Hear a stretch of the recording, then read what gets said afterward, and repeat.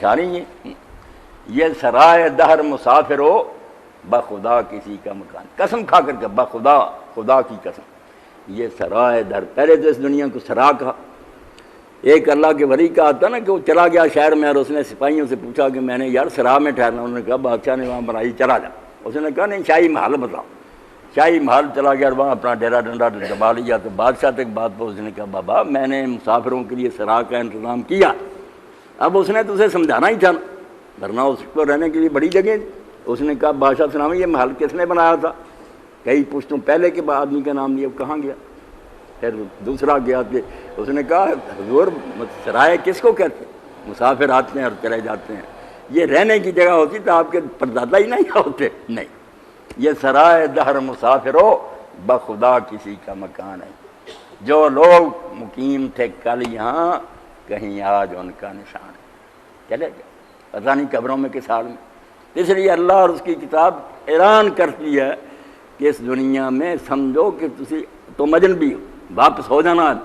تو حضور نے کندھے ہلا کر کہا عبداللہ دنیا میں ایسے رہ جیسے کوئی پردیس میں رہتا، ہر وقت وطن کی یاد اسے ہوتی ہے اور پیچھے مڑنے کا سوچتا، اور اس سے آگے ترقی فرمائی، آگے بڑھ گئے حضور پر، آؤ آؤ بے روز نہیں، پردیسی بھی جو ہے کچھ نہ کچھ دنوں کے لیے وہاں ٹھہرا ہوتا۔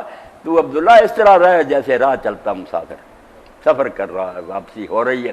جس دن تو دنیا میں آیا ہر سفر جو ہے نا آپ دیکھتے ہیں کچھ نہ کوئی دن جہاں جاتا آدمی ٹھہر جاتا، مگر جس دن آتا اسی دن واپسی سفر، جو مدت لکھی ہے کتنے دنوں کے لیے آیا، جہاز واپس چلنا شروع ہو گیا۔ یہ سمجھتا عمر بڑھ رہی ہے، بندہ آکھے دن گیا کہ عمر کٹیں جا۔ ہم اپنی ماؤں سے سنتے تھے، بوڑھیوں سے، کہ لوگ کہتے ہیں عمر آج ایک دن اور گزر گیا، کہتے ہیں بیوقوف عمر کم ہوتی جا رہی، دن نہیں گیا تیری عمر میں سے ایک دن جو نا کم ہو گیا۔ اس لیے دیکھیں کیسا پیارا انداز ہے سمجھانے کے، نیک لوگوں نے سمجھانا ہی ہوتا نا کہ صبح جب ہوتی ہے تو اس وقت پرندے بولتے ہیں، چڑیاں بولتے ہیں، اب کون سنتا؟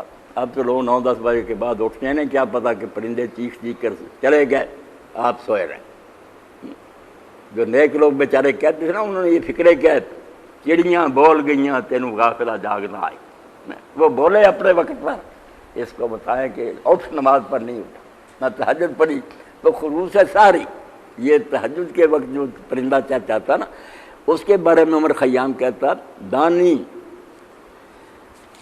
ہنگامے سے پیدا دم خروس ہے ساری، جب فجر ہونے لگتی ہے تو جو پرندہ اس وقت چیختا ہے دانی کی چرا ہمیں کند نہ آ گئی، وہ کہتا وہ پڑھتا کچھ نہیں، مرثیہ پڑھ رہا ہوتا، رو رہا ہوتا ہے۔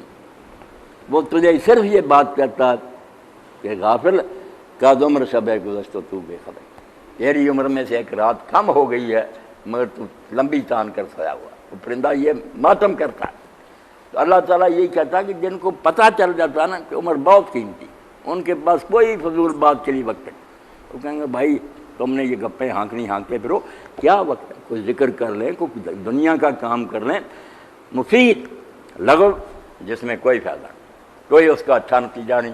اللہ کہتا ہے مومن جو ہے اس کے پاس ان باتوں کے لیے کوئی وقت نہیں، نہ وہ ان باتوں کی طرف توجہ کرتا۔ یہ ہے صحیح مومن کی تعریف، ہر وقت اپنا جائزہ لے کہ میں جو کچھ کرتا ہوں اس کے رزلٹ کیا، کوئی دنیا کا کام سنورتا ہے یا دین کا، وہ ٹھیک ہے بات ہے، وہ مفید جو ہے وہ کرنے چاہیے کام۔ جس کا نہ دنیا میں کوئی فائدہ نہ دین کا، صرف وقت گزاری، جرم ہے بالکل، یہ دین میں اس کی کوئی اجازت نہیں، یہ قصور ہے، بڑا گناہ ہے۔ لوگ سمجھیں گناہ صرف زنا شراب نہیں، یہ خود گناہ کہ اللہ تعالیٰ کا دیا اور قیمتی وقت تم نے برباد کر دیا۔ اب دستور نہیں پڑھتے نہیں مرد اور نے کتاب کی احوال الآخرت پنجابی نظم میں قرآن اور حدیثوں کے ساتھ لکھی، حافظ محمد لکھوی رحمۃ اللہ بہت بڑے عالم تھے، 7 جلدوں میں قرآن مجید کی تفسیر پنجابی نظم میں لکھی انہوں نے، یہ مولانا معین الدین لکھوی سارے انہیں کی اولاد۔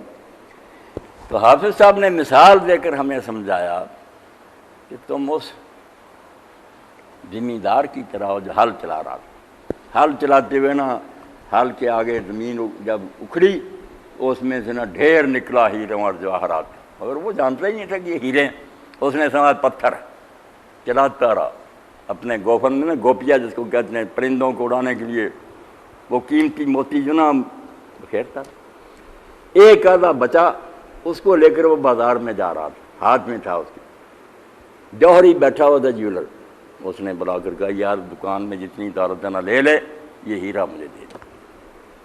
اس نے کہا اس کی اتنی قیمت؟ اس نے کہا ہاں، بس یہ سنا اور گر کر مر گیا۔ اس نے کہا اتنے تو ہزاروں تھے جو میں نے خام خائی ادھر ادھر بخیر دیے۔ تو یہ عمر کی مثال دی حافظ صاحب نے کہ یہ ہیرے ہیں جو سانس ملے ہوئے، مگر تم برباد کر رہے ہو۔